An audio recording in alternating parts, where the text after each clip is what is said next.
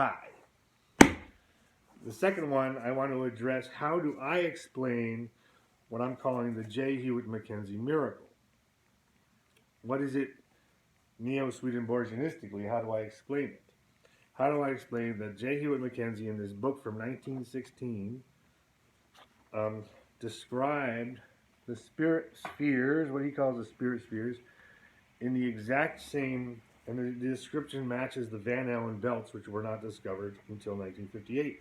Therefore, I'm concluding the Van Allen belts are the spirit spheres, and these descriptions of clothes and occupations in the astral world, all these descriptions in here, the middle astral world, illuminated water found in great abundance, page 203 in the 1916 edition, the atmosphere, all these things.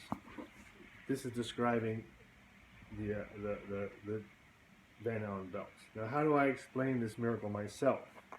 Neo-Swedenborgianistically speaking, it is a physiological microcosm. Physiological means having to do with the workings of your body. Micro means very small. Cosm means world. So it's a very small world. If you want to get biblical, somebody said, the kingdom of heaven is within you. And what I'm saying neo-Swedenborgianistically is, how did J. Hewat McKenzie nail the dimensions and the structure of the Van Allen belts 50 years before they were discovered? Did he go up into the sky and measure them somehow?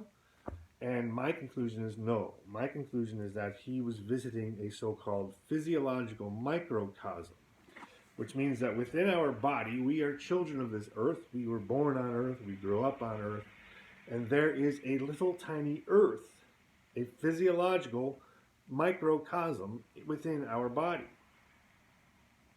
And it is of the exact same dimensions.